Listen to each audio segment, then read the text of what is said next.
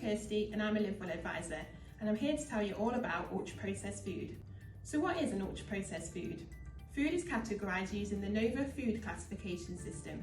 The 4 categories are unprocessed or minimally processed food, such as fruit and vegetables, eggs and meat. And then we have processed ingredients added to other foods, such as sugar, salt and oil. Then we have processed foods, such as tinned fish, cheese, ham and bacon. And then we have ultra-processed foods. This is foods such as cake, chocolates and ice cream, ready meals and pizzas, but does also include things such as mass-produced bread and baked beans. Ultra-processed foods are foods that have been made with ingredients that have been altered from their original form. This means you would not be able to recreate the food in your own kitchen. They are made using industrial processes. These foods generally have a long shelf life.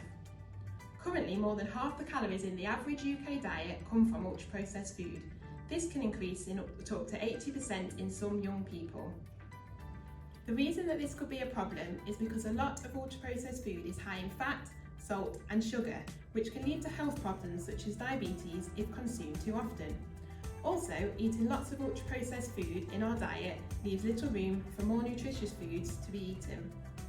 So now I'm going to give you some examples of what ultra-processed foods are and how you can spot them. Lots of food you would probably expect are classed as ultra-processed, such as chocolate, ice cream and crisps. But due to the classification system, food and drink you may not expect, such as packaged bread, some breakfast cereals, baked beans, some plant-based milks are also classed as ultra-processed food. This is because they contain ingredients such as flavourings and emulsifiers. So here's how you can spot them. Look at the ingredients list. Are there any that you don't recognise? Are there more than 5 ingredients? This is often a sign of an ultra-processed food. Another thing you can do is check the traffic light label.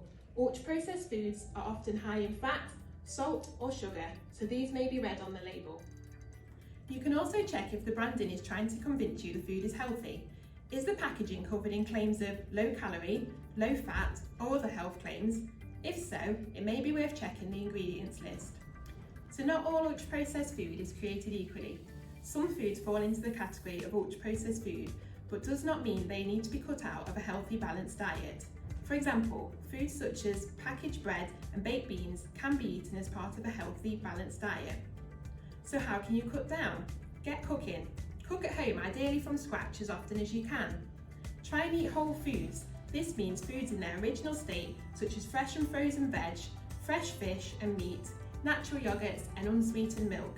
This leaves less room in your diet for ultra-processed foods. So here are some healthy swap ideas to help you cut down on ultra-processed food. So have porridge in the morning with your favourite topping, such as cinnamon, fruit or seeds. This will stop you having sugary, low-fibre cereal or toast.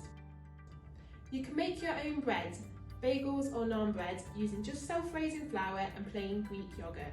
So you could have fruit, a handful of nuts or a homemade treat instead of shop-bought cakes or biscuits.